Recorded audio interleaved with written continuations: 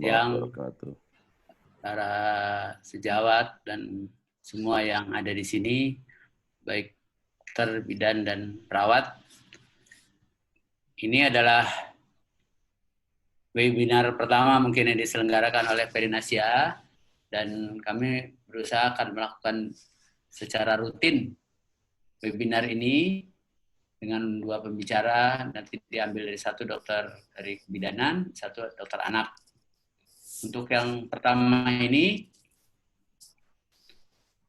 pembicara adalah 2 orang, 1 adalah Dr. Ali Sungkar, Dr. Ali Sungkar, SPOG-K, beliau dari Rumah Sakit Dr. Cipto Mangunkusumo, Jakarta. Kemudian yang kedua adalah Dr. Ekawati dari Dr. Ekawati ya, dari Rumah Sakit Sarjito. Nanti dalam masing-masing pembicara akan mendapat waktu 20 menit, kemudian setelah itu untuk diskusi. Dan untuk para penanya nanti bisa bertanya, karena ini belum ada kolom Q&A, maka bisa bertanya di chat, nanti dikumpulkan sehingga nanti diskusi bisa berjalan. Baik, barangkali sebagai pendahulu ini, dan mohon untuk semua peserta sementara di mute dulu sehingga tidak mengganggu jalannya presentasi. Untuk itu, pertama barangkali saya persilahkan Dr. Ali Sungkar. Jadi beliau sudah lulus dari FKUI tahun 91, kemudian meneruskan pendidikan sebelumnya ke daerah dulu, sempat ke Timur ya. Kemudian mengambil spesialisasi di obstetrik ginekologi di FKUI, dan juga mengambil doktor dan mendapat gelar konsultan fetal maternal juga di RSCM. Dia sekarang masih aktif di Rumah Sakit Dr. Cipto Mangunkusumo di bagian obstetrik dan ginekologi. Pada Dr. Ali Sungkar, saya persilahkan waktu dan tempat, Pak. Silahkan. Baik. Terima kasih Dr. Rudi. Selamat siang. Assalamualaikum warahmatullahi wabarakatuh. Salam sejahtera untuk kita semua. Sudah terlihat ya gambar di layar. Saya ingin menyampaikan terima kasih. Ini seri webinar Perinasia yang diselenggarakan oleh Perinasia untuk semua. Saya diminta menyampaikan topik mengenai screening terkini ibu hamil, bersalin dan nifas. Dengan dugaan terkonfirmasi COVID-19, apa yang harus dilakukan? Ini menjadi penting pada saat pandemi kali ini. Saya akan menyampaikan dulu terkait dengan topik ini. Kita mau menjaga kehamilan selama normal baru. Orang-orang mengatakan new normal atau normal baru. Tapi saya lebih cenderung untuk mengatakan norma baru. This norma baru. Artinya kita melakukan perilaku yang sebenarnya harus dilakukan, tapi sekarang baru kita lakukan lagi, ya seperti mencuci tangan, menjaga jarak, pakai masker. Saya di ruangan ini sendiri, jadi saya tidak memakai masker. Kalau kita ada beberapa orang, saya akan memakai masker. Tapi di ruangan ini saya sendiri saat ini. Kemudian untuk menjawab hal itu, saya sampaikan dulu mengenali COVID-19. COVID ini tampilan klinisnya adalah demam yang pertama, ya paling sering masuk rumah sakit. Gejala lainnya adalah bisa demam, nyeri tenggorok, batuk, kemudian kesulitan bernafas. Beberapa mengalami mual, diare, lalu kemudian ada gangguan saluran cerna. Ini bisa demam yang terus-menerus atau intermiten. Nah, gejalanya dan tandanya adalah demam ini yang paling banyak, sehingga sekarang norma barunya adalah kita kemana-mana, masuk mall, masuk mana, rumah sakit, toko, semuanya diukur suhunya. Kenapa? Karena hampir 80-90% gejalanya demam. Baru diikuti batuk, lemas, ada produksi lendir, sesak nafas, kemudian nyeri tenggorok, sakit kepala, mialgia, menggigil, mual muntah, nah itu terus.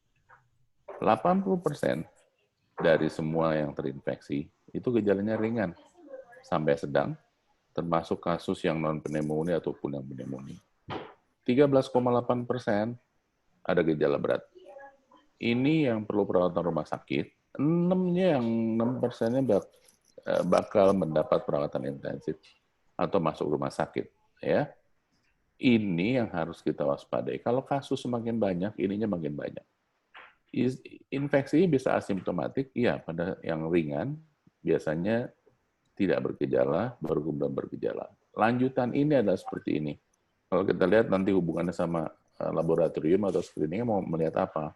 Ini adalah gejala penyakit yang ringan, sedang, berat. Perjalanan penyakit itu bisa menjadi sampai kematian atau di recovery atau sembuh kasusnya. Tergantung apa? Ini laporan dari CDC. Ini ada yang dipublish di Jurnal Penyakit Dalam Indonesia tahun 2020 bahwa nih, pertama orangnya sehat, mulai muncul dengan asimptomatik, baru mulai virusnya masuk, mulainya dengan tidak ada gejala. Kalau kita periksa PCR, bisa positif, tapi IgG, IgM biasanya tidak terdeteksi. Sehingga kalau kita mengatakan pemeriksaan awal yang tanpa gejala, PCR jawabannya. Nanti kita sampai dibahas sedikit ya. Lalu kalau mulai gejala awal di sini, mulai replikasi virus, baru kemudian ada gejala demam, batuk kering, pilek dan lain-lain. PCR positif, ya. Lalu baru mulai titer IgM-nya meningkat pada hari ke-38, tapi baru IgM. IgG belum terdeteksi. Baru ada respon yang lebih berat, hari ke-4 sampai ke-7, baru kita akan melihat demamnya menetap, ada sesak, mulai ada gangguan nafas. Kalau kita memeriksa C-reaktif protein akan meningkat. Kalau kita periksa marker PCR juga akan meningkat, swab PCR. IgM meningkat, IgG juga mulai terdeteksi. Nah, ini kalau makin buruk nih, inflamasi sistemik ini yang dikenal dengan badai sitokin atau cytokine storm. Ini yang menjadi acute respiratory distress syndrome, sepsis, miokarditis, dan gagal multi-organ. Nah, lanjutnya, di paper yang sama disampaikan dari mulai gejala awal sampai menuju kematian rata-ratanya ini. Jadi mulai batuk-batuk, sesak nafas, pneumonia, lalu mulai ada sepsis, ARDS, lama rawat ICU-nya rata-rata sampai 12 hari, baru kemudian miokarditis, gagal jantung, dan kematian di sini. Nah, ini adalah kalau kita melihat tadi, dia terinfeksi, post-exposure, baru muncul di sini IgM dulu, baru IgG-nya belakangan naik, dan terus bertahan. Inilah yang nanti dia akan dikenalin, kan? Tapi PCR bisa negatif, ya. Ini nanti kita akan lihat bahwa gampangnya begini. Ini adalah ringkasan dari pedomannya Kemenkes nih. Dari mulai awal, misalnya sekarang udah tidak negara lagi ini bulan Maret, tapi lokal. Inilah yang diminta untuk diperiksa.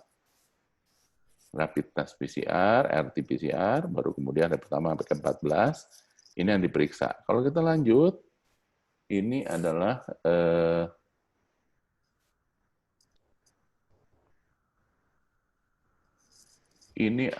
tes untuk memeriksa RNA-nya PCR. Kita kenal bahasa Indonesia dengan tes cepat molekular. Ini masuk rapid test. Lalu kalau rapid antigen, kita ngambil sampelnya seperti PCR atau tes cepat ini, kemudian diperiksa dengan BSL-2, ini belum tersedia dengan kita, antibodinya yang kita periksa adalah ambil sampel darahnya, ada 2 sebenarnya, satu yang serum, satu lagi yang direct dari tangan kita, baru diperiksa. Kemudian, metode pemeriksaannya pada saat pandemi, yang dilihat apa?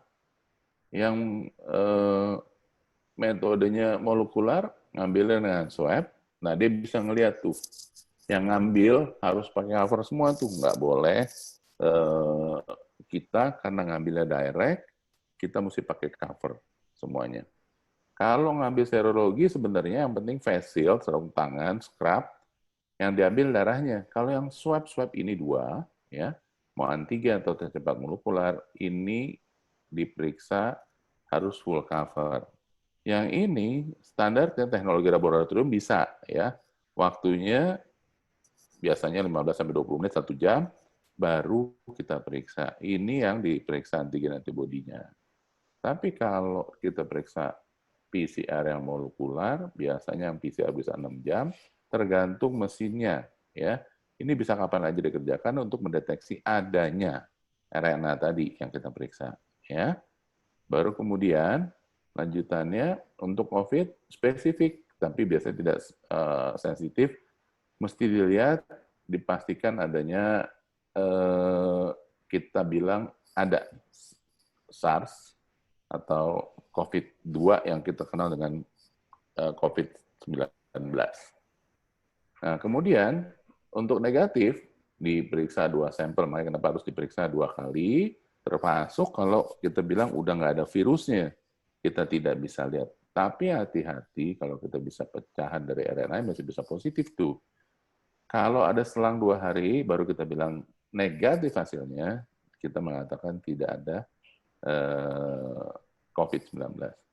Nah, rapid test dia spesifik dan sensitif dengan batasannya, asal kita tahu ya, kalau misalnya belum mulai rapid test itu baru-baru gejala awal bisa negatif tadi saya bilang. Nah, hati-hati dia merupakan screening. Begitu positif dia mesti dikonfirmasi ya. Yang rapid test paling baik adalah diambil dari serumnya, maksudnya diambil darahnya, sentrifugasi, periksa serum, plasmanya, baru itu yang diteteskan, masih bisa digunakan. Jadi sensitivitas berbeda. Inilah yang tadi tuh mulai masuk, RNA virusnya pasti bisa, infeksi primer bisa dideteksi, nanti kita bisa melihat IgG-IgM muncul belakangan seperti yang tadi saya sampaikan, ya. Untuk pemeriksaan rapid test ini nggak tepat, tapi bisa dideteksi. Kalau di tengah-tengah, ini baru, ya. Pilihannya tetap PCR, nanti bermaknanya untuk diagnosis yang pasti. Baru kemudian tetap PCR yang positif, walaupun di sininya untuk melihat sudah sembuh nggak, atau ada reinfeksi lagi nggak, atau enggak, itu yang nanti diperiksa. Kalau tanpa gejala atau ringan, inilah yang nanti kita periksa. Yang lebih baik adalah pemeriksaan PCR. Sekarang kalau kita mengatakan untuk screening pakai yang mana, ya? Kalau pernah ada gejala atau nggak pernah ada gejala, terutama di area yang transmisinya tinggi, yang diperiksa adalah rapid test bisa untuk menapis di populasi. Baru kemudian yang penting pemeriksaannya kalau kita harus tahu kita mau lihat virusnya ada apa enggak. Jadi pemeriksaan dengan pemeriksaan swab yang terpenting. Nah, konfirmasi PCR tadi ya, kalau kita melihat terdeteksi atau tidak terdeteksi, nanti bisa lihat ada gejalanya, bisa fase akut, tapi terus nanti dikonfirmasi. Tata laksana nanti kita akan sampai ke tata laksana. Kalau rapid test tanpa konfirmasi, biasanya dilihat kalau positif, kita nggak bisa mengatakan langsung kasih obat, kita harus isolasi mandiri dulu, bisa dikatakan orang tanpa gejala, nanti dikonfirmasi kalau muncul gejala, biasanya belakangan. Nah, yang sering timbul gini, bisa nggak ada negatif palsu pada PCR? Nah, jadi kalau untuk bilang negatif, mesti diperiksa dengan 2 sampel berbeda.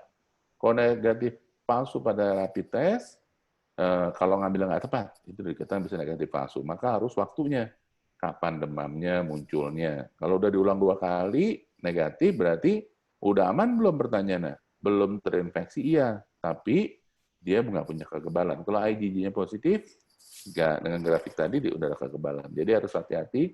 Risknya kalau dia bilang negatif, ketika ketemu orang dengan terinfeksi COVID, dia mungkin bisa positif. Berarti mesti sering diulang. Ini adalah standar laboratorium, tapi saya ingin lebih cepat sampai ke sini nih. Kalau pasien sudah dikonfirmasi COVID-19, nggak pakai gejala, ngapain? Isolasi mandiri di rumah, kasih edukasi. Ini obat-obat yang diberikan, kontrolnya di FKTP untuk pemantauan klinis. Berikutnya, dengan gejala ringan. Boleh di tingkat pertama, di puskesmas untuk rawat jalan, isolasi mandiri. Kalau lihat grafik tadi, perjalanan penyakit 14 hari. Kemudian diberikan edukasi, obat-obatan bisa diberikan, ada banyak nih kontroversinya, obat-obatannya. Lalu kemudian kontrolnya 14 hari. Gejala sedang, nah inilah masuk rumah sakit darurat boleh, rumah sakit yang biasa, yang tadi saya bilang ini masuk yang 13 sampai 20% tadi. Kemudian dengan gejala berat, ini yang harus diisolasi di rumah sakit, ada sesak nafas, penurunan saturasi, baru obat-obatannya diberikan. Ini tiap rumah sakit mendapatkan standar yang sama sebenarnya sekarang untuk pemberian obat-obatan. Monitoringnya ketat, yang kita takutkan adalah gagal nafas seperti tabel yang di depan tadi. Nah, ini yang masuk untuk orang hamil. Saya masuk pada kehamilan, yang diperiksakan rekomendasi POGI adalah antar-antar lakukan pada trimester pertama, nggak perlu datang, kecuali untuk memastikan adanya hamil di dalam atau di luar kandungan. Ya. Kemudian kalau ada curiga, silahkan datang. Di trimester kedua, pada saat antenatal, boleh telekonsultasi. Sekarang boleh, lalu kalau ada keluhan atau kondisi gawat darurat datang. Yang mana? Yang harus dilakukan adalah yang trimester ketiga, untuk tujuannya ngelihat tumbuhnya bayi. Lalu kemudian kalau kondisi gawat darurat yang mana? Yang mual-muntah hebat, ada perdarahan, ada gerakan janin berkurang, ketuban pecah, ada nyeri kepala hebat. Lalu kemudian inilah yang nantinya kita mengatakan boleh dilakukan pemeriksaan antenatal termasuk DM, preeklamsi, pertumbuhan janin terhambat. Ini yang dimintakan untuk datang kontrol. Atau ibunya dengan riwayat obstetri buruk. Nah, saran USG sendiri di POGI menyarankan kalau ada screening kelainan tetap di 18-24 minggu dengan screening awal di 9-14 minggu. Lihat. Tumbuh kembang janin tetap diawasi sesuai indikasi. Nah, kalau pada kasus-kasus suspek atau curiga, ini tetap dilakukan sebenarnya sama yang dilakukan di rumah sakit mempertahankan cairan, diobati simptomatik. Jadi kalau diare obat anti diare demam, ya, pengawasan dilakukan, tanda vital dan saturasi oksigen, lihat analisa gas darahnya, lalu toraksnya diulang. Kalau ada perburukan, ini yang memungkinkan untuk masuk ke intensif. Janinnya tetap dimonitoring, ya. Nanti USG untuk pertumbuhan janin tetap dilakukan. Nah, kalau terkonfirmasi dengan gejala ringan, lihat, jika antivirus diberikan, harus diberikan dengan virologi obatnya apa, antibiotik tetap diberikan, pengawasannya sama seperti yang tadi, dilihat adalah kalau ini di atas 28 minggu, biasanya kalau ada emergensi, indikasi obstetri. Jadi COVID bukan satu indikasi untuk pengakhiran kehamilan. Begitu juga dengan gejala berat. Gejala berat adalah tetap kalau ada mengancam ibu, kita mengatakan untuk resusitasi, kita lahirin bayinya. Tetap sama pengawasan kardiotomografi. Nah, kasus-kasus suspek probable terkonfirmasi dipantau tidak terus-terusan, tapi 24 minggu. Tumbuhnya janin, volume air ketuban, pemeriksaan Doppler, lalu kemudian kalau ditanya penularan vertikal, belum ada bukti. Ada penularan vertikal direct dari ibu ke janin. Satu. Yang kedua, fototorak. Tidak usah dikhawatirkan. BIM-nya untuk ronsen aman buat bayi, ibunya tetap pakai cover. Ya. Begitu juga CT scan, boleh dilakukan asal memakai cover. Tadi saya sampaikan, dalam persalinan, dia bukan indikasi untuk bersalin. Tapi pertimbangan pasien dengan COVID masuk rumah sakit, infartu, waktu harus lahir di tempat dengan tekanan negatif, waktunya ini yang dengan jarak tiap 2-3 jam diperiksa hazmat atau pakaian cover. Itulah yang berganti-ganti orangnya nggak mungkin tetap di dalam, dia keluar lagi, nanti balik lagi 4 jam. Banyak sekali pemakaiannya sehingga kebanyakan jatuhnya seksio. Nah, sebenarnya waktu cara persalinan tergantung status klinis pasien, jadi bukan indikasi seksio. Nah, pada kasus prematur, boleh nggak preterm diberikan dexamethasone? Ini dihindari karena potensinya terjadi perburukan pada ibunya. Kemudian tata laksana dalam kehamilan yang lain diminta dilakukan multidisiplin. Dokter kandungan harus bersama-sama dengan teman-teman feto maternal, intensivis, anestesi, virologi, mikrobiologi, neonatolog, baru kemudian penyakit infeksi. Berikutnya pada kasus suspek probable konfirmasi COVID, rumah sakit TLC dirujuk dengan ada isolasi dengan tekanan negatif. Jadi mintanya lahir di ruang tekanan negatif pada kasus konfirmasi COVID positif, dan yang penting adalah penggunaan APD lengkap untuk semua staf medis, harus pakai cover lengkap. Bayangkan harus pakai respirator, Google, pelindung wajah, 95 maksudnya, gaun bedah, sarung tangan.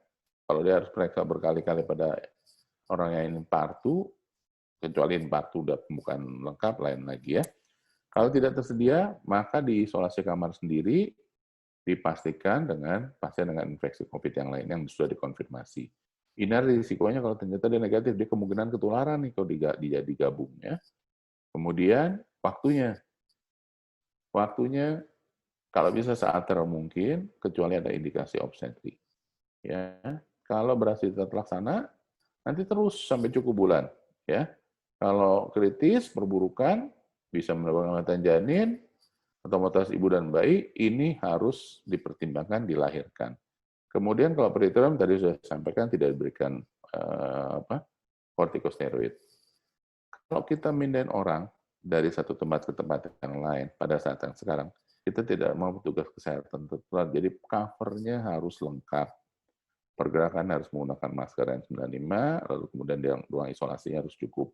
Lalu kemudian nantinya anestesi pilihannya tergantung, anestesi pilihan dikatakan epidural.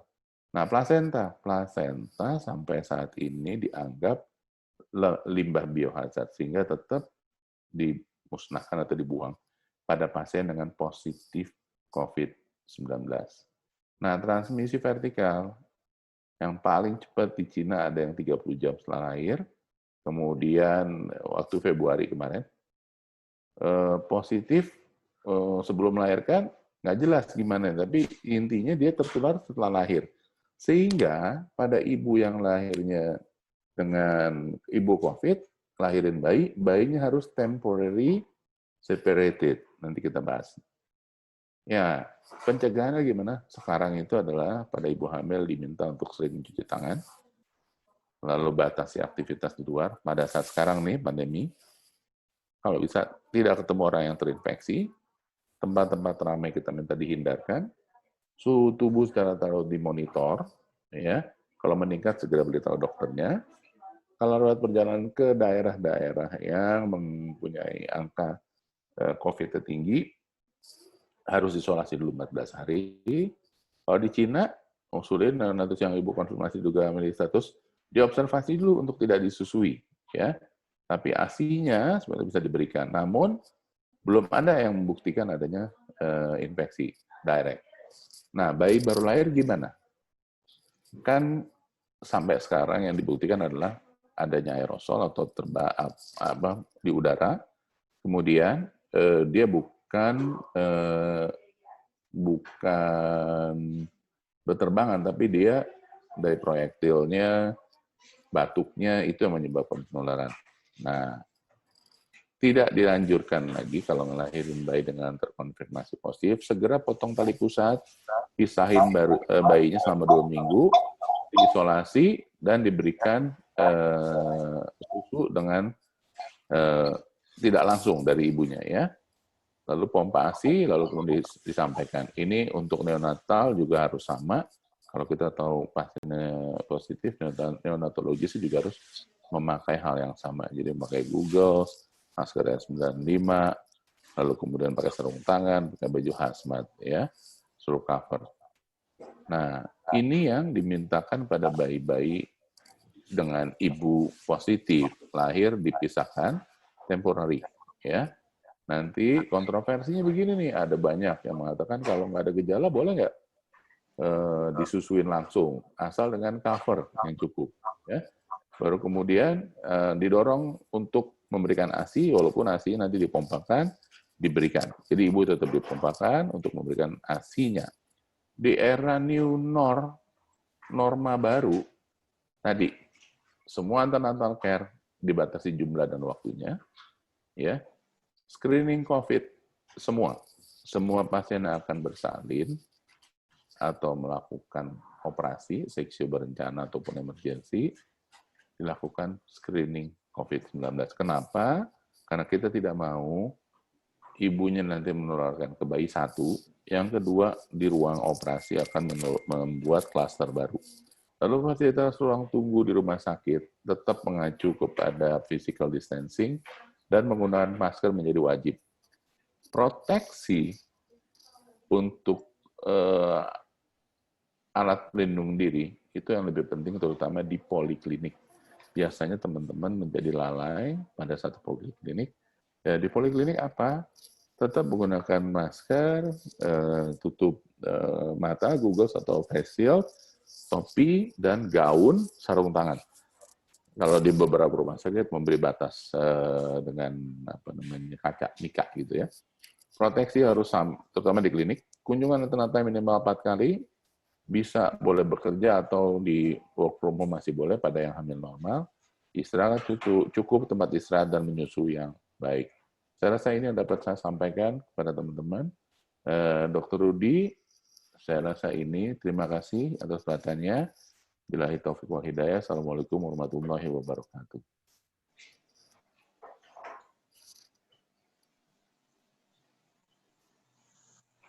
Masih termute, Dr. Rudi. Dr. Rudi masih termute. Oke, baik. Terima kasih. Terima kasih Dr. Adi Sukar. Jadi dengan presentasinya mengenai norm baru mengenai pada ibu hamil, jadi isu terkini pada ibu hamil, bersalin, dan nifas yang tadi sudah disampaikan. Jadi nanti kalau ada pertanyaan silahkan tulis di chat, kemudian nanti dijawab atau dilakukan diskusi setelah presentan kedua menyajikan paparannya. Baik, terima kasih. Jadi Dr. Adi Sukar ini adalah Ketua Umum Perinasia, tadi Pak disebutkan. Yang penyelenggarannya adalah oleh Perinasia. Baik, yang kedua adalah Dr. Ekawati Lutfia Haksari, MPH, spesialis anak konsultan. Beliau dari Rumah Sakit Umum Daerah atau RSUP Dr. Sarjito, Yogyakarta. Nanti akan presentasi selama 20 menit mengenai bayinya sekarang dari sudut bayi. Beliau lulus PhD tahun 2018 di Yogyakarta. Silakan Dr. Eka presentasinya. Atau Bu Eka. Aku kok gambarnya nggak kelihatan.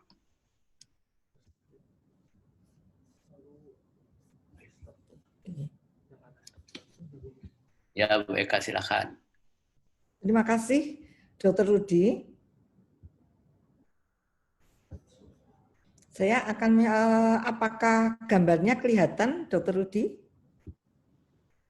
Kelihatan nggak? Ya, Terlihat. Lihat. Kemudian suara saya kedengaran di Pak Rudi, Dr. Rudi? Ya. Terdengar. Terima kasih atas waktu dan kesempatan yang diberikan kepada saya. Saya akan menyampaikan tugas yang diberikan, yaitu edukasi tenaga kesehatan untuk perawatan neonates di rumah dalam masa pandemi COVID-19.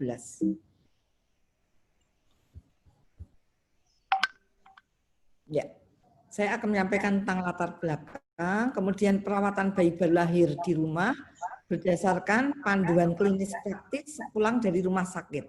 Artikel yang mendasari bayi baru lahir secara umum, kemudian ringkasannya. Ini saya ambil dari Kemenkes yang menunjukkan bahwa kematian neonatal itu masih sangat tinggi dan perlu perhatian. Bagaimanapun, meskipun ada pandemi COVID, tetapi pelayanan kesehatan bayi baru lahir tetap berjalan di fasilitas pelayanan kesehatan dengan beberapa penyesuaian. Termasuk diantaranya adalah pelayanan esensial. Tenaga kesehatan dapat menyampaikan edukasi kepada masyarakat mengenai perawatan bayi baru lahir di masa pandemi COVID. Kemudian koordinasi organisasi profesi IDAI, IBI, PPNI, Dinas Kesehatan kabupaten kota itu bekerja sama untuk penurunan kasus neonatal. Jadi program penurunan AKI dan AKB itu diharapkan tetap berjalan meskipun dalam pandemi COVID. Jadi di sini edukasi keluarga dan masyarakat sangat penting untuk perawatan bayi baru lahir karena adanya pembatasan akses ke fasilitas pelayanan kesehatan. Jadi tentang pelayanan neonatal esensial, kemudian bagaimanapun kegawat daruratan neonatal itu tetap harus dipelajari, harus disosialisasi, dan pelayanan bayi baru lahir semasa pandemi. Kemudian kita akan membicarakan syarat pulang dari bayi baru lahir yang dengan riwayat ibu PDP atau COVID. Ini akan saya mulai dari pulang dari rumah sakit dulu. Jadi syarat pulangnya adalah klinis bayi baik, hasil swab bayi negatif 2 kali. Kemudian ada anggota keluarga yang mampu merawat di rumah.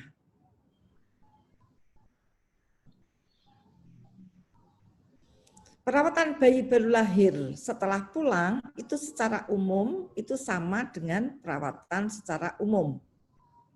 Termasuk cara pemberian minum, kemudian pemantauan tanda bahaya. Pemantauan bayi dilakukan, nanti akan kita bicarakan, pada KN1 itu biasanya diharapkan tetap bertemu dengan petugas kesehatan, tetapi dengan KN2 dan KN3 itu bisa saja jika tidak memungkinkan maka dengan online, telepon atau video call. Kalau tadi adalah ibunya yang PDP atau COVID-19, sekarang bagaimana kalau bayi baru lahir dengan riwayat COVID-19? Syarat pulangnya adalah tentunya klinisnya baik. Kemudian pemeriksaan swab sudah diulang dan hasilnya negatif. Di sini catatannya adalah pasien yang telah pulang itu tetap isolasi mandiri di rumah sampai 14 hari. Bayi yang isolasi mandiri di rumah itu tentunya diharapkan lapor ke dinas kesehatan. Dan kemudian diulang swab nasofaring dan orofaring untuk pemeriksaan oleh petugas puskesmas seandainya ini memungkinkan. Kemudian pemantauan oleh dinas kesehatan setempat. Pencegahan penularan saya kira dengan cara mencuci tangan, bayi dan ibu isolasi mandiri, dan lain sebagainya saya kira seperti yang biasa dilakukan. Termasuk perawatan bayi baru lahir secara umum.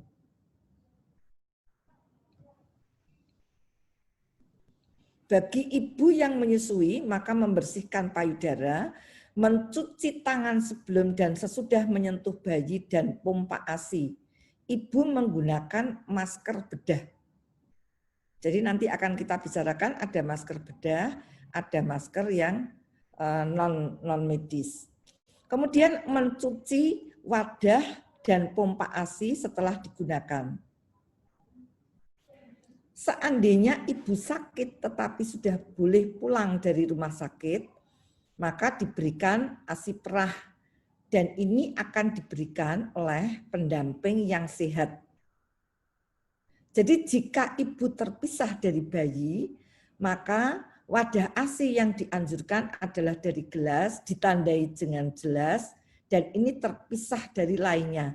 Bagaimanapun seperti yang tadi disampaikan, dukungan untuk memerah ASI itu akan memberi manfaat untuk ibu dan bayinya, terutama nanti jika sudah pulang bisa bersama kembali. Ini saya ambil dari Chandra Sekaran et al. Yang menyebutkan bahwa vertikal transmisi itu sangat sedikit basis buktinya. Kemudian ASI sendiri itu juga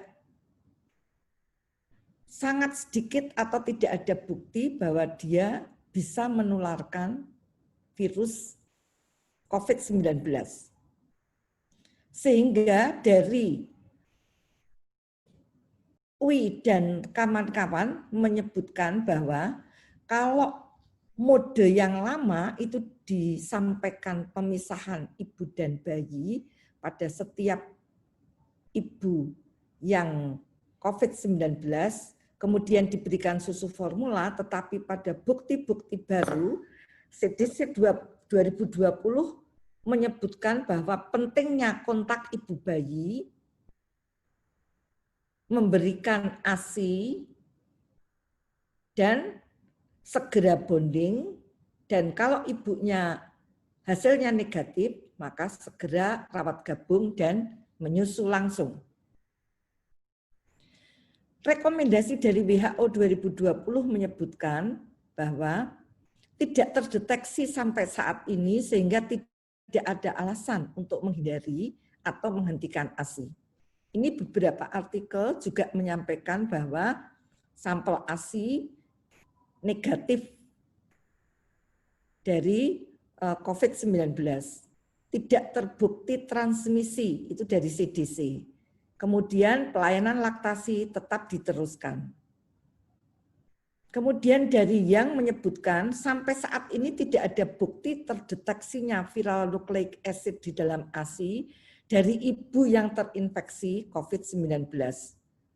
Kemudian yang lainnya lagi dari Buen Senso menyebutkan tidak didapatkan virus aktif atau material virus di dalam ASI.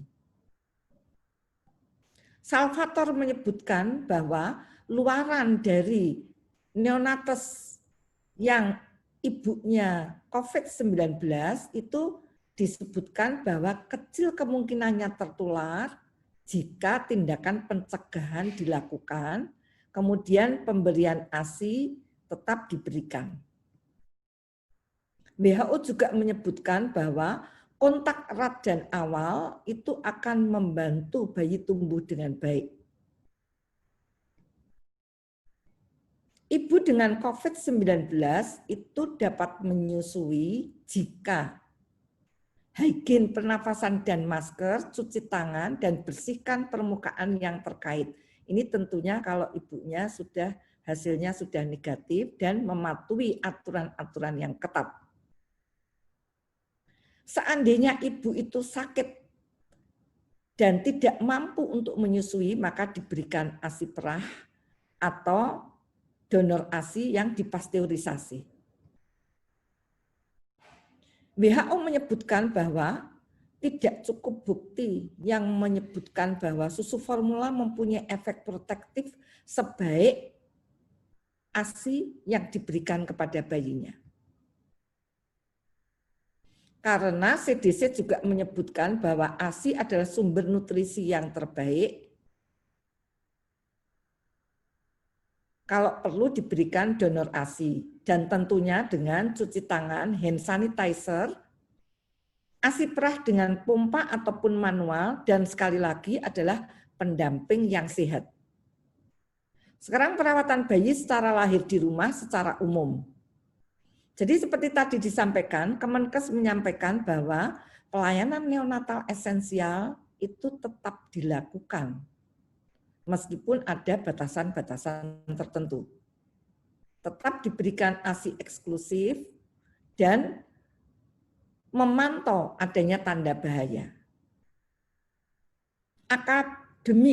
American Academy of Pediatrics AAP 2020 menyebutkan bahwa ASI perah itu tetap diberikan oleh pendamping yang sehat. Jadi harapannya bayi yang lahir dari ibu yang confirm COVID-19 ataupun PDP, maka dia akan dilakukan swab pada 24 jam pertama, kemudian 24 jam berikutnya. Tetapi bagaimanapun kalau itu tidak memungkinkan, maka dia diamati selama 14 hari.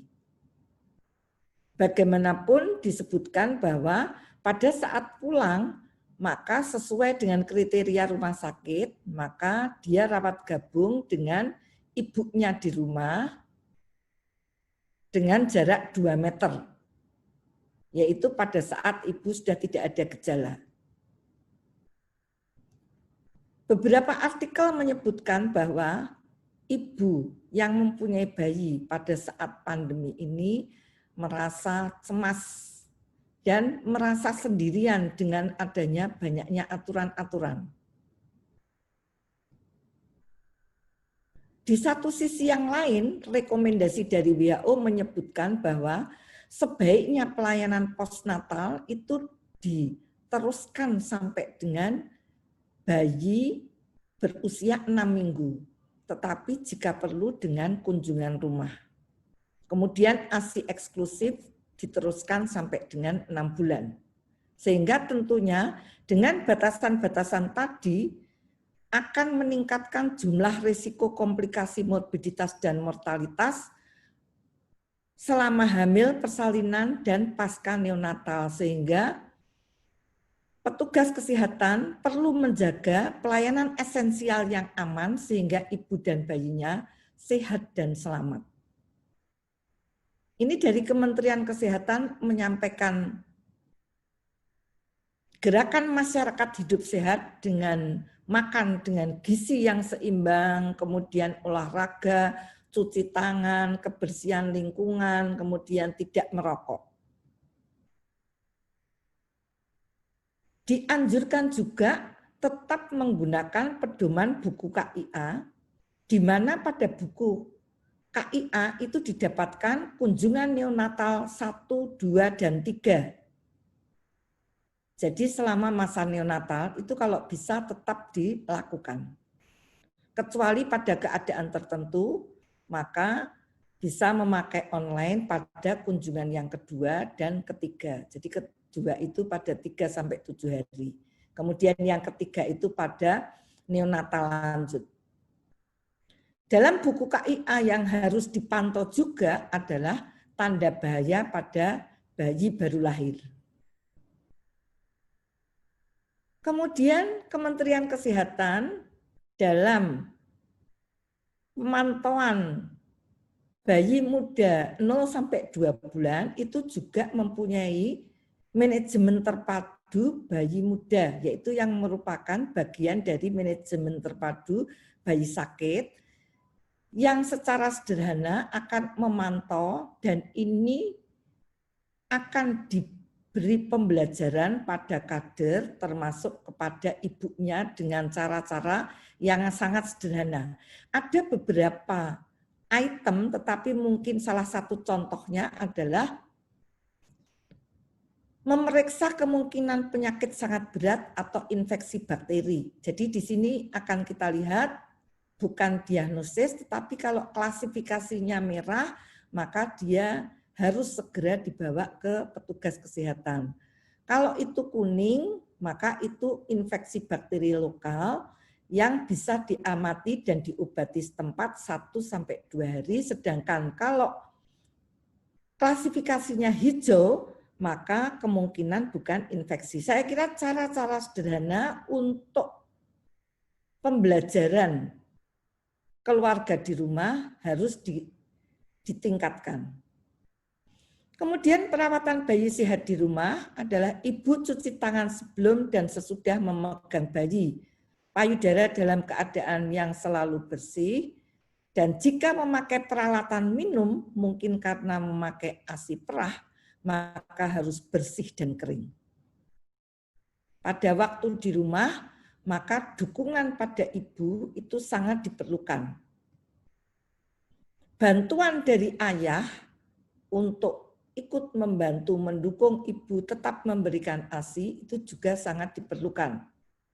Keluarga dan teman itu akan sangat membantu jika memberikan dukungan emosional dan bantuan praktis, misalnya menemani ke fasilitas kesehatan. Ya. Mungkin bagi petugas kesehatan, cuci tangan memakai sabun, ini saya ambil dari buku KIA, yang ini untuk pembelajaran ibu di rumah itu kelihatannya sudah biasa. Tetapi ini tetap diperlukan untuk pembelajaran keluarga termasuk ibu di rumah. Jadi cuci tangan 6 langkah. Itu tetap kita sampaikan.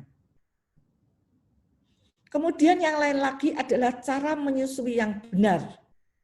Ini juga saya ambil dari buku KIA, sehingga sebenarnya ibu tersebut bisa mempelajari dari buku KIA yang diberikan oleh Kementerian Kesehatan dengan bantuan tenaga kesehatan, memberi pembelajaran pada ibu-ibu yang ada di rumah. Bagaimana posisinya, bagaimana perlekatannya, bagaimana cara memerah ASI, dan lain sebagainya.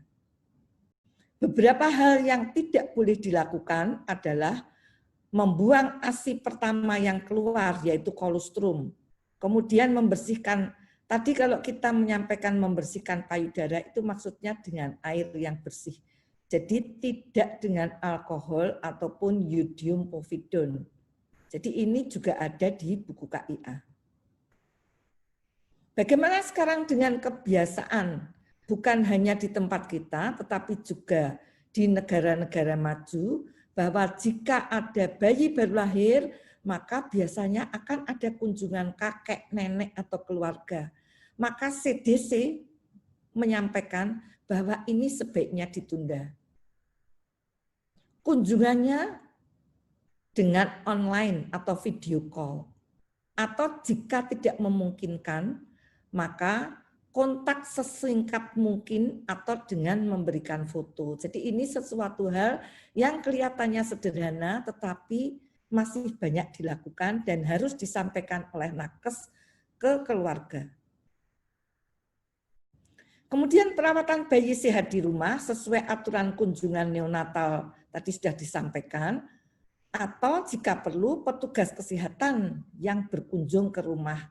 Tentunya bayi diletakkan di dalam ruangan dengan ventilasi yang baik, dengan udara yang berganti.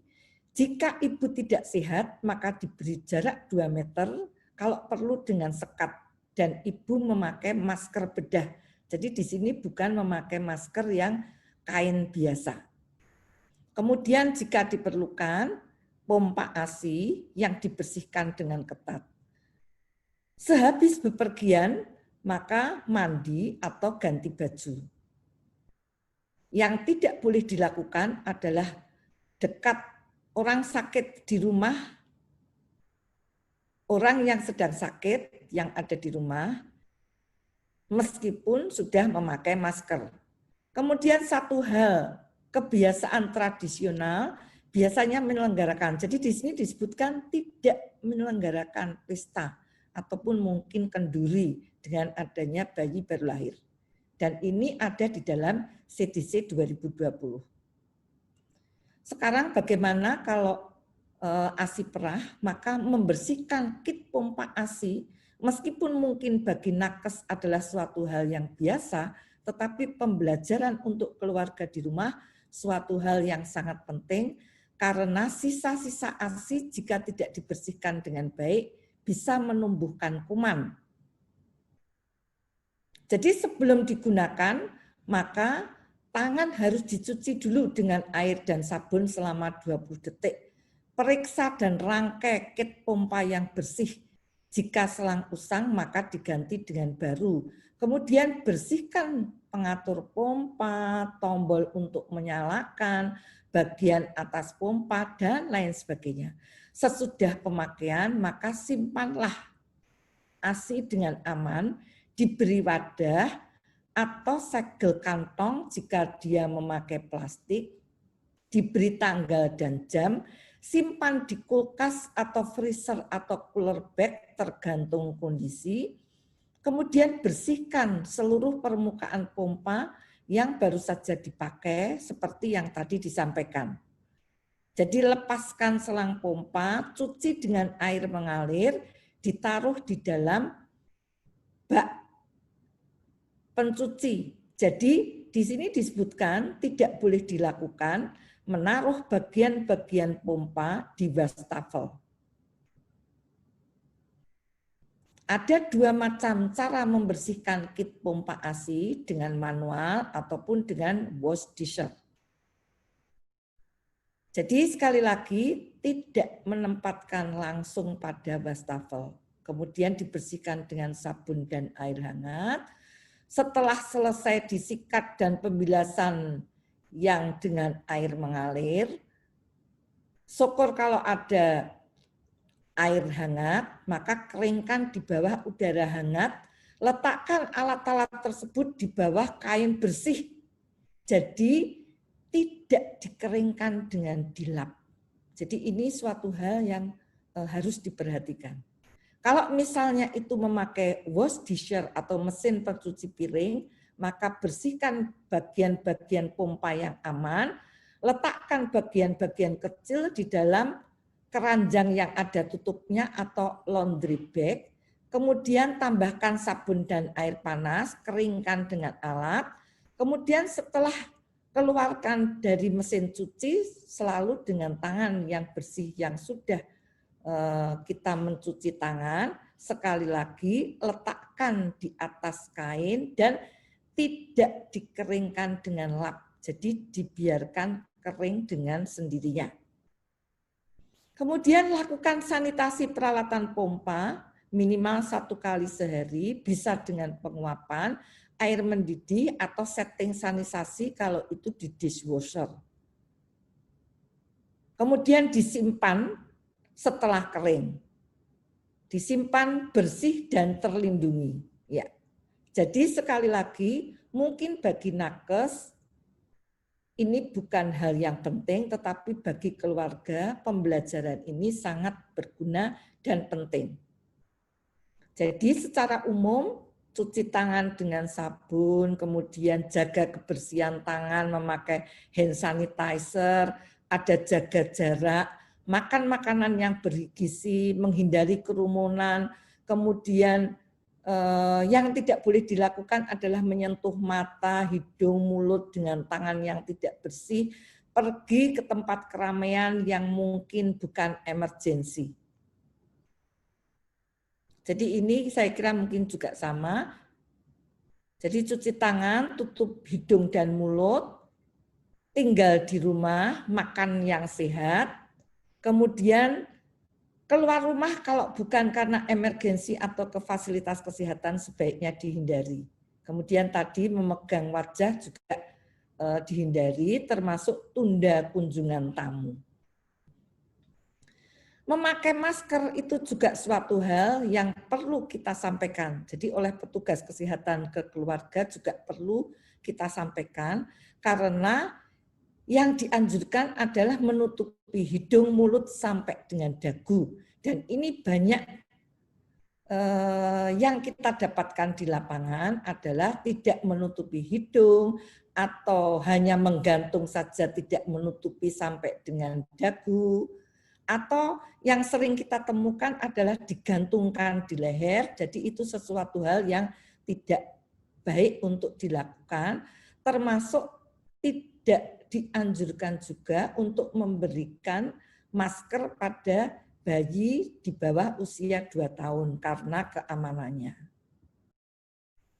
Ini dari Kemenkes, saya kira mungkin kurang lebihnya sama saja. Kemudian ini dari WHO, apa yang harusnya dilakukan termasuk mengecek masker. Ini adalah masker bedah, mengecek masker bahwa dia masker yang utuh, kemudian memakainya seperti yang tadi sudah disampaikan. Jadi harus menutup dari hidung, mulut, dan dagunya, kemudian membuang setelah kita pakai, dan kemudian kita mencuci tangan dengan bersih. Tidak boleh dilakukan adalah memakai masker ulang atau meninggalkan masker, menaruh masker di sembarang tempat. Kemudian bagaimana kalau kita memakai masker yang bukan medis? Sama, selalu harus cuci tangan yang bersih, kemudian pemakaian masker saya kira sama saja. Sesudah pulang maka sebaiknya mandi atau berganti baju, terpaksanya berganti baju yang bersih, kemudian juga cuci tangan. Saya kira mungkin untuk yang tidak boleh dilakukan adalah kurang lebihnya adalah sama. Jadi sebagai ringkasan, pelayanan neonatal esensial, ada buku KIA termasuk kunjungan neonatal, ada tanda bahaya, manajemen terpadu bayi muda, cuci tangan dan hand hygiene, masker, hindari kontak orang sakit, perpendek waktu kontak, tunda kunjungan, kemudian kalau perlu online, berikan ASI eksklusif, pembersihan pompa ASI dan kitnya, payudara dalam keadaan yang bersih, dukungan dan pembelajaran dari ibu.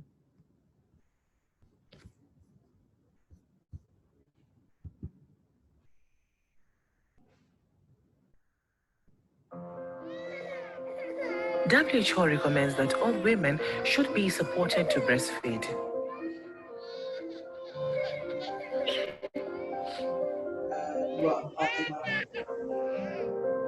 If COVID-19 is suspected or confirmed, these hygiene measures can help protect the baby. Washing your hands before breastfeeding, coughing or sneezing into a tissue and disposing of it immediately.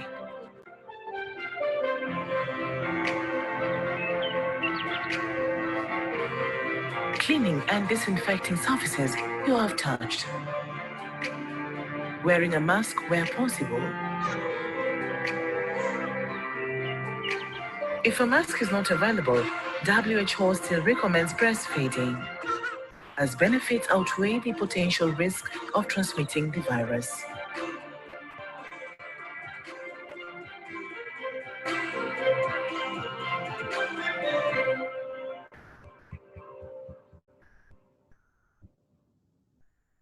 Terima kasih, saya kira itu yang saya sampaikan. Wassalamualaikum warahmatullahi wabarakatuh.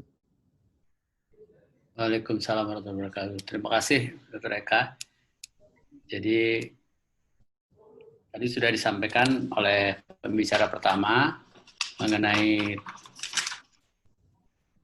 screening terkini ibu hamil, bersalin dan nifas dengan pasien dugaan dan terkonfirmasi COVID-19. Kemudian yang pembicara kedua adalah mengenai edukasi nakes tentang problem neonatus di rumah dalam masa pandemi selama COVID-19 ini. Baik, mungkin kesempatan, jadi di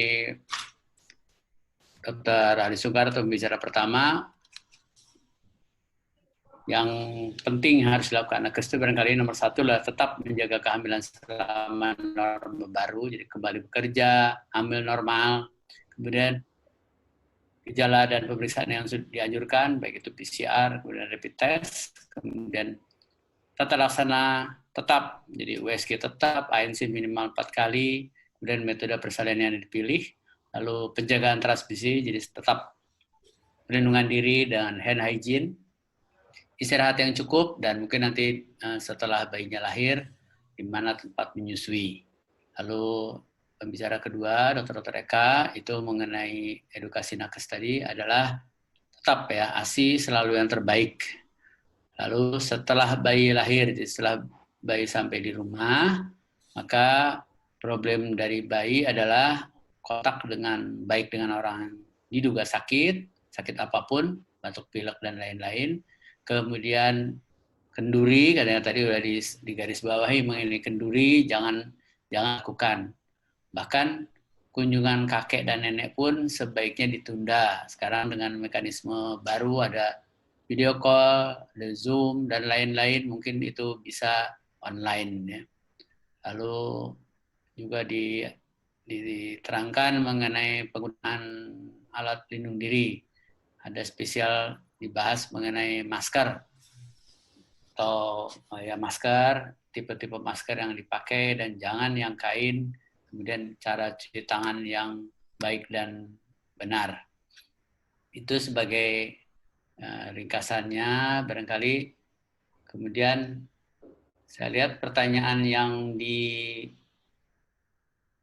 chat ini belum muncul, tapi ada yang japri ke saya nih, mungkin ada yang nomor satu adalah mengenai pertanyaannya adalah kepada.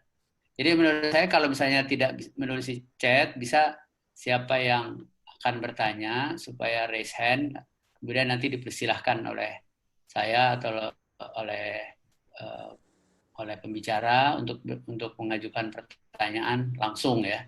Tapi kalau misalnya bisa ditulis, bisa di chat. Ini ada pertanyaan ke Japri saya ini sebetulnya. Jadi untuk Dr. Ali Sukar, Silakan, Dok. seorang ibu masuk untuk bersalin ke rumah sakit dengan gejala batuk pilek dan demam, bahkan sudah diperiksa CRP-nya itu tinggi. Tapi rapid testnya non-reaktif. Hasil swabnya belum ada.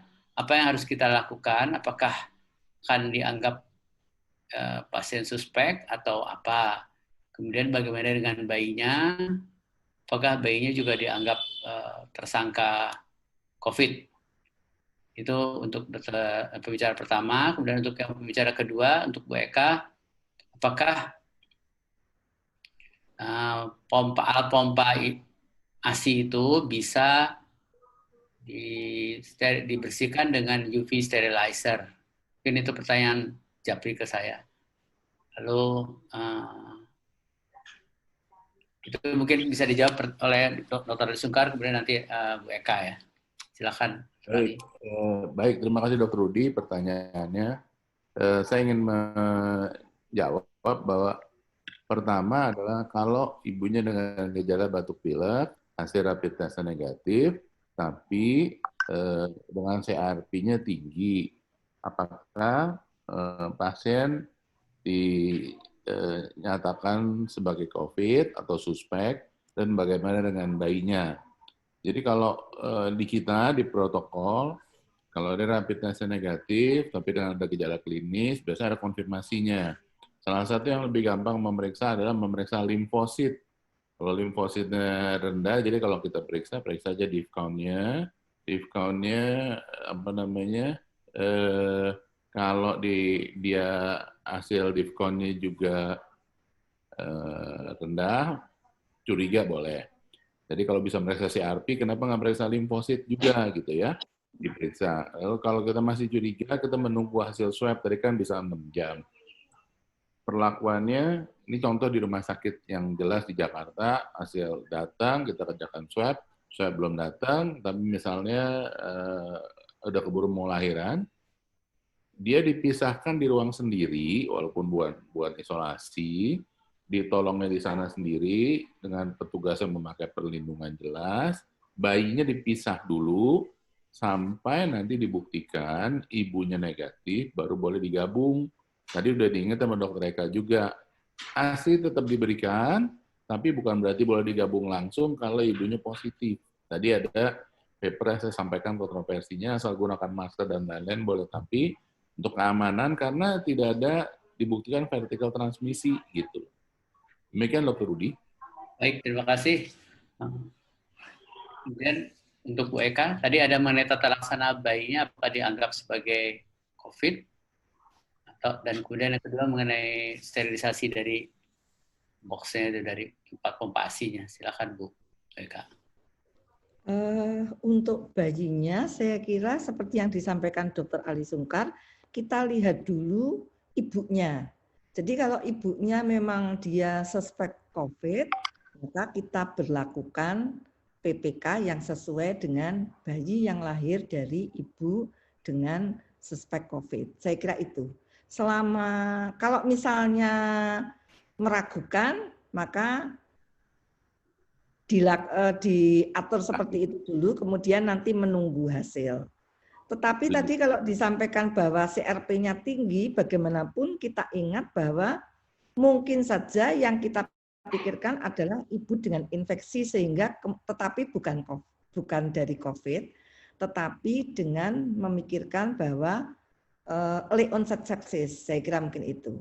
Akan berbeda kalau bayinya itu sendiri yang ada gejala klinis, meskipun disebutkan bahwa bayi dengan COVID itu terus terang tidak jelas, dan dia tidak jelas gejala-gejalanya, sehingga yang kita berikan adalah terapi yang sesuai dengan gejala. Saya kira mungkin itu.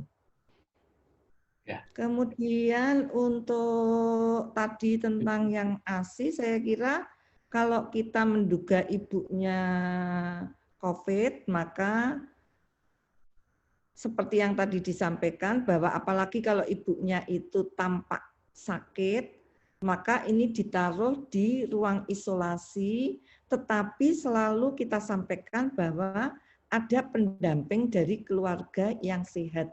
Jadi memang sejak awal itu sudah dilakukan konseling bahwa untuk bayi yang ibunya itu diduga COVID itu harus ada penunggu, pendamping dari keluarga dan itu sehat, dia akan membantu untuk memberikan ASI perah melalui sendok ataupun cangkir. Saya kira itu. Kemudian untuk pertanyaan yang kedua, jadi untuk pompa ASI menurut CDC 2020 itu yang dianjurkan ada 2 tadi. Jadi yang memakai manual atau yang memakai hand washer. Jadi itu saja. Ya, baik, terima kasih. Mungkin Bu Eka bisa melanjut ke pertanyaan berikutnya dari yang menanya adalah Bu Elmi Aris Rahayu ini kepada Dr. Eka. Jika ibunya positif COVID, apakah ada obat tertentu? Kemudian ada obat tertentu yang diberikan kepada ibu, apakah merupakan kontraindikasi untuk memberikan ASI? Silakan Bu Eka. Ya, saya kira untuk pemberian ASI itu tergantung dari obat yang diberikan. Karena kita juga tahu bahwa obat yang keluar melalui ASI itu hanya amat sangat sedikit dan itu secara umum sudah ada sudah ada panduannya. Jadi dari obat-obat yang biasa diberikan, karena kan tadi disampaikan Dr. Ali Sungkar juga untuk obatnya ini masih secara umum kadang-kadang berganti lagi tergantung dari, karena ini kan sesuatu yang baru yang kita sendiri semua orang bahkan di negara maju pun ini sesuatu hal yang penuh dengan riset dan lain sebagainya. Tetapi secara umum adalah dari obat yang ada itu kalau sepintas itu tidak ada obat yang yang menyebabkan ASI tidak boleh diberikan. Tetapi itu tetap harus melihat panduan obat yang diberikan. Saya kira itu. Ya, baik. Jadi obatnya bisa diberikan pada ibu, tetapi untuk ASI relatif obat yang regimen dari obat yang ada sekarang aman ya, Bu Eka ya.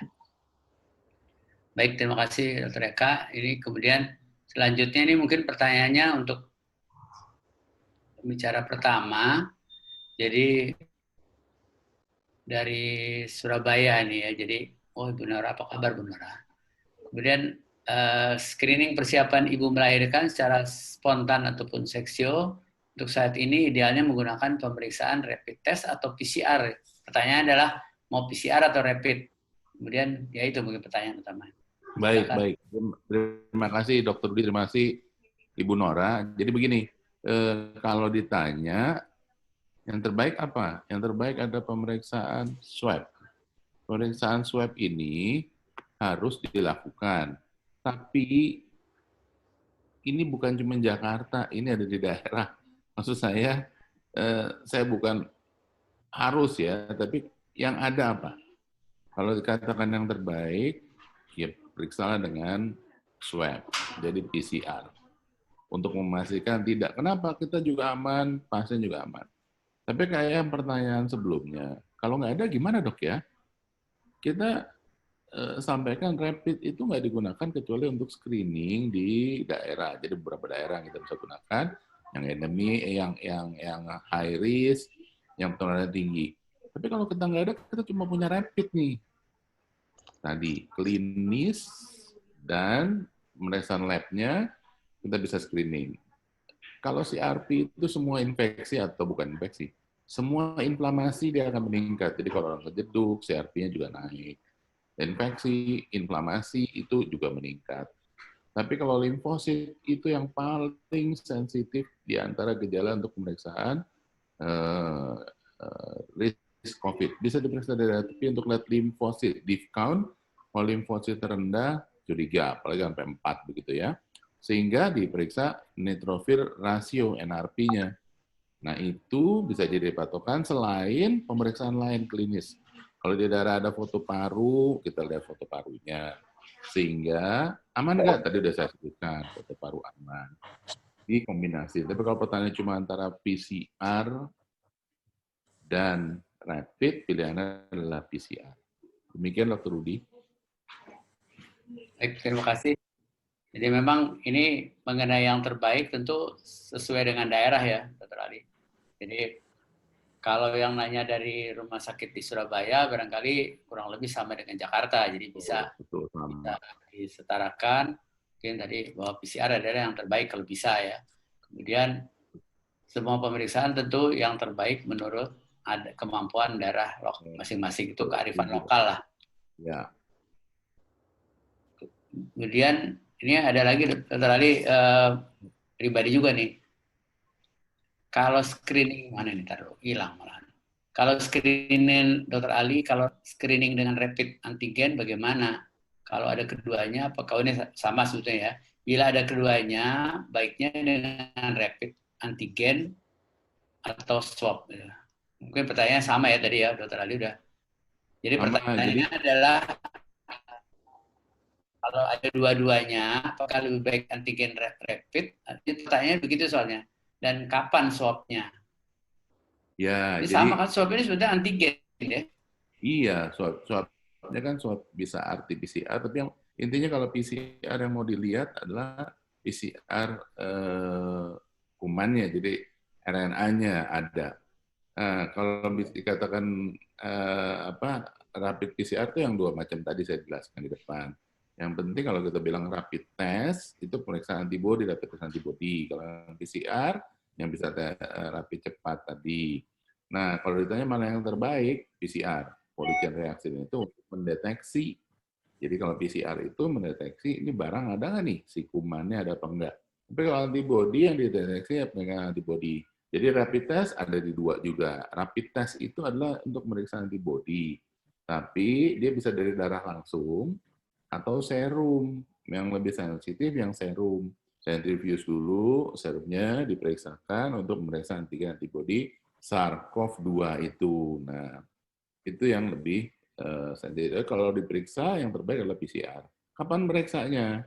Biasanya kalau dia mau dioperasi terjadwal elektif, periksanya 3 hari. Tapi dengan catatan dia nggak ketemu lagi, karena kalau saya periksa sekarang, terus besok dia ketemu sama orang yang batuk-batuk dan ternyata positif COVID, dia mungkin jadi positif tuh. Nah, pada saat itu harus dijelaskan ke ibunya. Itu satu. Yang kedua adalah waktu. Nah, kalau saya mau bersalin, tiba-tiba kontraksi muncul. Nah, di beberapa rumah sakit, kalau dia datang, pemeriksaannya adalah kita langsung diperiksa PCR, kan nggak langsung lahir. Jadi tadi ada yang 6 jam, ada yang berapa 4 jam hasilnya, tergantung yang digunakan. Pada saat itu, ibunya masih di tempat yang sendiri dulu, tidak gabung dengan yang lain. Kalau begitu ada hasilnya, boleh di tempat yang biasa. Kalau enggak, nanti kalau di situ belum datang hasilnya, dia dipisahkan kalau lahir seperti Dr. Eka sampaikan. Sampai dibuktikan ibunya tidak negatif, baru nanti dirawat gabungkan dengan ibunya. Demikian. Ya, dirawat gabung dan nanti kalau ibunya positif, dilihat mengenai siapa yang mengurus bayinya ya. Karena tadi kan mereka bilang ada orang sehat yang mungkin mengurus bayinya. Ya. Baik, ini saya hanya mau mengingatkan pada para peserta, nih sudah ada link untuk absensi ya di chat. Silakan kalau yang mau mengisi untuk membuat absensi acara ini. Kemudian ada ini lagi nih, sebetulnya ini di luar dari pembicaraan hari ini nih, Dokter Ali. Jadi ada yang bertanya mengenai ke saya juga mengenai plasma konvalesen, mengapa orang hamil, orang yang sudah hamil tidak boleh memberikan plasma katanya. Ini kan lagi Gimana? populer. Plasma konvalesen Tidak boleh katanya, syaratnya kan tidak boleh orang yang pernah hamil. Itu kenapa katanya? tidak boleh pada orang yang pernah hamil. Iya. Apakah Nah, ada? saya belum baca pasti, saya belum tahu pasti, saya harus sampaikan. Saya plasma konvalesen yang dipakai, jadi beberapa penelitian, apakah bermanfaat atau tidak. Ini masih dalam riset seperti Dr. Eka sampaikan. Ya. Baik, terima kasih barangkali. Jadi ini tuh pertanyaan memang pertanyaan di luar jalur ya, karena bukan mengenai tata laksana pasien atau hamil atau melahirkan atau nifas pasien di era COVID ini. Memang yang sulit kalau kita kembali ke titik awal adalah norm baru itu, memang sulitnya itu mana yang sebetulnya boleh atau tidak boleh, apalagi tadi Bu Eka kan bilang mengenai beberapa hal, dan kadang-kadang WHO sendiri kan berubah-ubah juga ya Bu Eka ya. Maksudnya berubah-ubah dalam pengertian bahwa ada hal-hal yang kita harus ikuti terus, dan kita percaya saja bahwa yang terakhir itu adalah yang saya yakini itu lebih benar dari sebelumnya. Dan kita tentu tidak boleh ambil risiko terlalu besar. Itu yang jujurnya kadang-kadang WHO tuh minimal aerosol dengan droplet aja juga bingung, mengenai tata laksana ASI dan lain-lain. Mungkin itu tapi mungkin Bu Eka garis besarnya bahwa secara prinsip tetap memberikan ASI ya Bu Eka ya. Ya. Tapi IMD barangkali belum dulu ya. Kalau IMD itu menurut Kemenkes dan WHO pada waktu awal itu menyebutkan sebaiknya tidak kontak kulit ke kulit. Tetapi kemudian pada yang kemarin baru saja ada, itu dia menyebutkan kontak kulit ke kulit. Nah, ini memang dia tidak menyebutkan IMD, tetapi berarti dianggap. Tetapi bagaimanapun yang harus kita ingat adalah waktu terpaparnya itu kan kita mengharapkan waktu terpaparnya bayi seandainya ibunya itu dalam keadaan sakit berat kan sependek mungkin. Itu yang harus kita pahami. Karena mungkin sebagai ilustrasi kan dulu sebelum ada COVID kan mungkin kita juga ketemu dengan bayi-bayi yang lahir dari ibu dengan pneumonia berat misalnya begitu, atau TB yang berat, itu biasanya juga kita menunggu sampai ibunya itu paling tidak mendapatkan terapi yang adekuat dan tidak bergejala, sehingga tentunya kita masih berhati-hati untuk urusan IMD. Jadi kalau selama ini yang kami kerjakan terpaksa kami tunda. Tapi begitu ibunya negatif, ibunya tidak sakit berat, maka kemudian kita berikan ke ibunya. Ya, baik, terima kasih. Jadi intinya ditunda dulu ya IMD ya sebaiknya ya. Ya, tambah Dr. Rudi. Ya, silakan itu Dr. Ali, mungkin yang banyak berkepentingan juga adalah dari kebidanan ya, silakan Dr. Ali. Jadi yang disampaikan Dr. Eka itu benar. Kalau ibunya sakit berat, jadi pasti tadi dia masuk yang 6% dirawat di isolasi misalnya. Inilah kenapa tidak boleh dirawat atau dikontak dengan ibunya. Kenapa? Orang masuk sana aja harus pakai hazmat tutup, apalagi bayi. Itu nggak boleh. Jadi tidak mengurangi risiko ke bayinya. Karena di dalam itu harus dengan tekanan negatif. Kalau enggak, dia akan mengeluarkan bayi sehingga tidak diberikan. Lalu kemudian setuju dengan yang tadi. Kalau ibunya negatif, monggo silahkan langsung dikontak. Tapi kalau dia dalam perawatan sampai negatif, itulah kenapa diminta temporary sementara. Temporary separated itu untuk ngurangin itu risk ke bayinya, karena ternyata penularan ke bayi yang paling cepat 30 jam setelah lahiran yang dilaporkan begitu ya, di Cina, di Inggris juga ada, tapi 30 jam itu ternyata paparan, makanya sekarang muncullah bayi dipakai masker dan lain-lain. Sebenarnya yang penting dia harus dipisahkan dengan sirkulasi udara yang baik supaya mengurangi penularan ke bayi, walaupun mau aerosol, mau dia yang speed atau dari batuk, itu yang kita takutkan. Demikian Dr. Rudi. Ya, memang. Dr. Rudi, mungkin Yes, yang ingin saya sampaikan, jadi kalau di PPK kami itu juga tergantung dari SDM yang ada, saya kira itu. Jadi sumber daya yang ada itu seperti apa. Tentunya kalau misalnya memang pasiennya banyak sekali yang seperti itu, kebetulan tidak ya, banyak sekali dan ruangannya juga tidak ada, karena biasanya kan juga ruangan penuh. Seandainya di dalam CDC ataupun di dalam AAP dan di dalam WHO disebutkan, seandainya itu rawat gabung, maka jaraknya 2 meter dan ada sekat, dan jangan lupa bahwa bayinya ini ditaruhnya di inkubator meskipun dia adalah bayi yang cukup bulan. Jadi maksudnya untuk menjaga bayinya itu.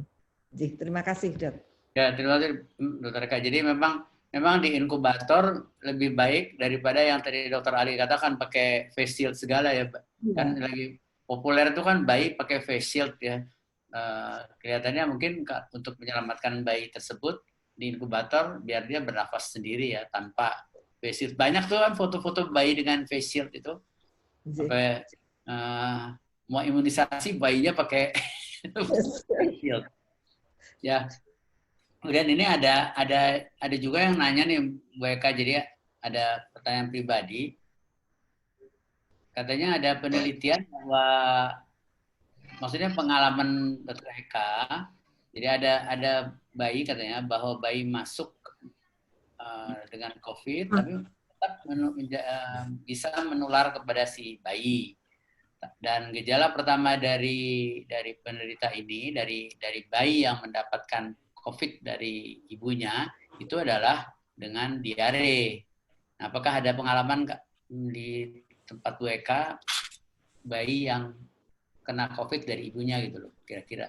Sebab ini pertanyaannya adalah apakah di tempat Dr. Eka ada pengalaman mengenai bayi yang mendapat COVID dari ibunya? Karena menurut dia ada penelitian bahwa kan memang yang dari lembaga mikrobiologi itu mengatakan bahwa di Indonesia itu polanya adalah 78% itu saluran nafas. Atau pada orang dewasa, tapi kalau pada bayi nggak ada datanya. Nah, apakah pada bayi kurang lebih sama bahwa diare juga merupakan gejala awal pertama pada bayi yang mendapat COVID dari ibunya? Mungkin itu pertanyaan. Ada pengalaman atau tidak? Tidak ada pengalaman, Dok. Nggak ada. Ada ya. Ya. Ada pengalaman yang bayi diare, karena diare ini kita juga harus hati-hati kalau pada neonatus. Kan dia BAB-nya juga akan berkali-kali dengan konsistensi yang tidak keras, jadi lembek, kadang-kadang malah air ya. Jadi mungkin itu yang saya sampaikan. Yang jelas bayi dengan COVID itu untuk gejalanya juga tidak begitu khas juga ya. Saya kira mungkin itu. Ya memang ada karena gejala di orang Indonesia pun tidak khas ya.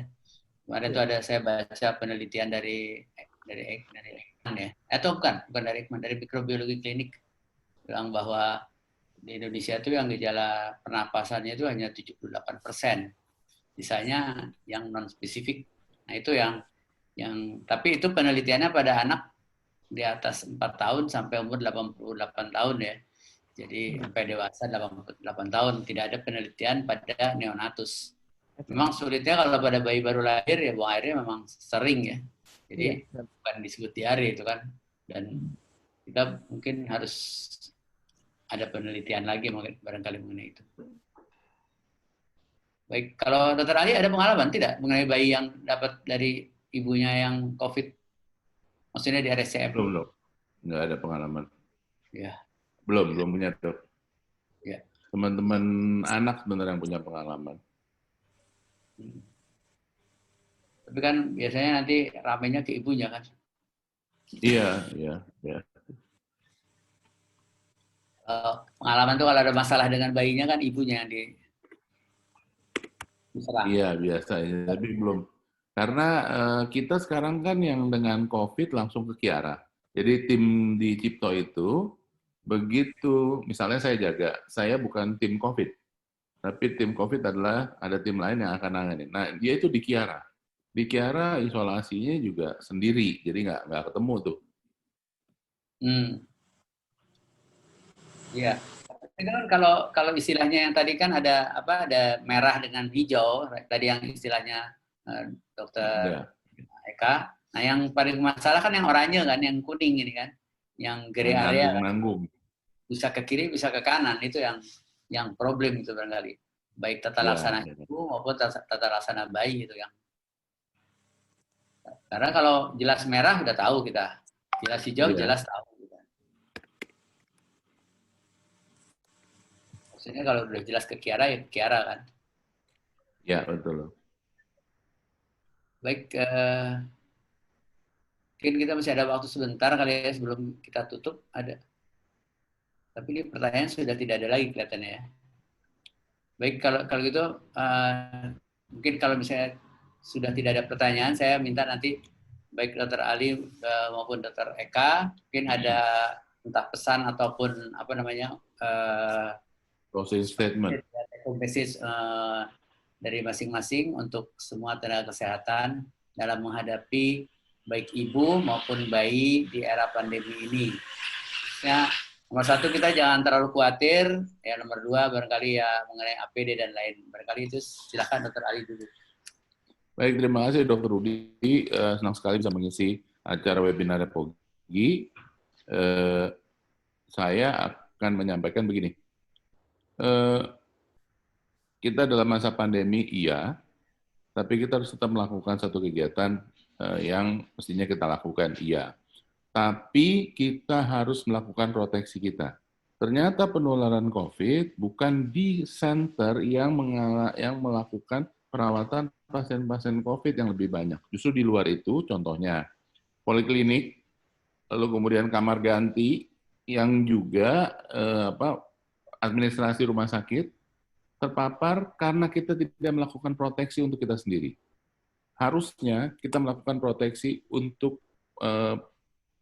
kita dan tenaga kesehatan yang lain, jadi tetaplah melakukan proteksi konsisten pada saat praktek, memakai gaun, memakai masker, lalu melakukan proteksi sarung tangan, dan juga jaga jarak. Jaga jarak dilakukan ini. Itu mengurangi potensi penularan. Lalu saya senang sekali tadi Dr. Eka sudah menyampaikan bagaimana menggunakan masker yang benar, lalu bagaimana menggunakan sarung tangan dan lain-lain. Itu menjadi penting untuk kita karena kita akan menekan penularan di kita, tenaga kesehatan. Kalau kita hanya makin sedikit, yang melayaninya juga akan makin sedikit. Itu saja poinnya, Dr. Rudi. Terima kasih. Baik, terima kasih Dr. Ali. Jadi jelas ya. Jadi proteksi nakes itu penting sekali karena nomor satu keamanan dan kesehatan keselamatan kita nakes. Nomor dua, kita bisa jadi sumber penularan juga untuk orang lain kalau kita tidak. Tolong turunin. Saya beri kesempatan kepada Dr. Eka barangkali mengenai rekomendasi atau pesan singkat untuk para nakes. Ya, sih mungkin bagi dari dia yang pulang dari rumah sakit karena terpapar ibunya ataupun dia sendiri terkena COVID, itu ada batasan-batasan tertentu yang harusnya memang terlaporkan ke dinas kesehatan. Saya kira mungkin harus ada hubungannya. Kemudian yang kedua, pembelajaran oleh nakes ke ibu dan keluarga, saya kira ini sangat penting. Beberapa hal yang penting seperti yang saya sampaikan tadi, hal-hal yang oleh nakes mungkin dianggap biasa, tetapi untuk ibu sangat bermanfaat. Misalnya cuci tangan, cara membersihkan pompa, bagaimana cara menyusui. Kemudian seperti yang tadi kita sampaikan bahwa pelayanan neonatal esensial itu tetap harus jalan dengan berbagai usaha, termasuk pemantauan adanya tanda bahaya, dan kita memantau lagi, sebenarnya kan punya manajemen terpadu bayi muda yang sangat sederhana dan bisa dipelajari oleh keluarga di rumah. Yang lainnya adalah berdasarkan kebiasaan, yaitu kunjungan sebaiknya ditunda, kunjungan kakek nenek, keluarga, dan tidak diadakan kenduri ataupun sehubungan dengan adanya bayi baru lahir. Saya kira mungkin itu, Dok. Terima kasih. Baik, terima kasih Dr. Eka. Jadi sebenarnya sama kurang lebih bahwa kita menghadapi pandemi ini, kita berhadapan dengan apa istilahnya tadi norm baru atau new normal. Jadi kita harus bersikap seperti melakukan suatu aktivitas semua normal. Tapi normal dalam tanda petik karena mungkin beberapa hal yang kerumunan-kerumunan contohnya itu tentu dikurangi. Jadi ke mall atau kenduri, kunjungan kakek nenek itu di sedikit dibatasi demi keselamatan baik kakek nenek maupun keselamatan si bayi dan kesehatan si bayi. Kemudian edukasi itu penting karena tanda-tanda bahaya itu merupakan tanda yang penting diketahui oleh keluarga ataupun ayah ibu dari si pasien, dari neonatus maksudnya. Kemudian juga pasti ada mengenai tanda bahaya karena harus lapor kan.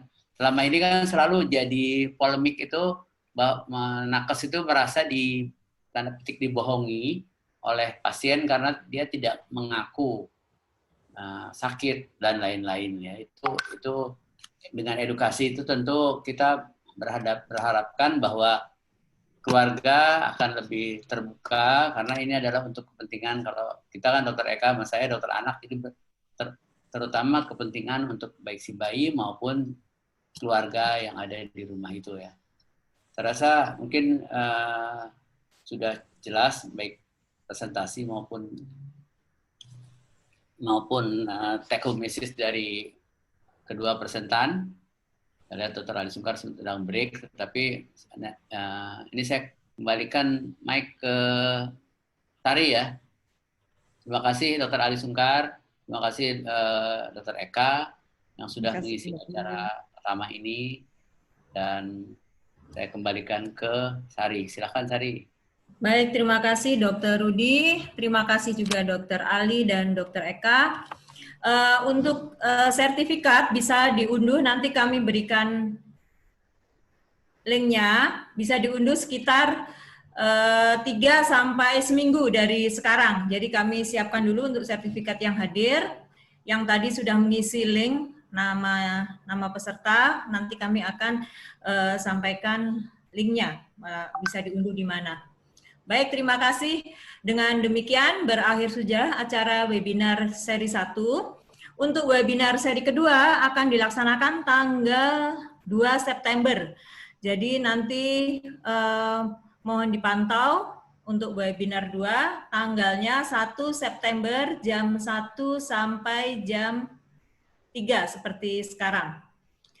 Terima kasih semuanya. Wassalamualaikum warahmatullahi wabarakatuh. Untuk kurangnya kami mohon maaf yang sebesar-besarnya. Terima kasih. Terima kasih. Assalamualaikum Sari dan teman-teman. Terima kasih. Waalaikumsalam. Dr. Eka. Dr. Eka. Dr. Rudi, terima kasih. Terima kasih teman-teman yang sudah hadir dan bergabung untuk webinar siang ini.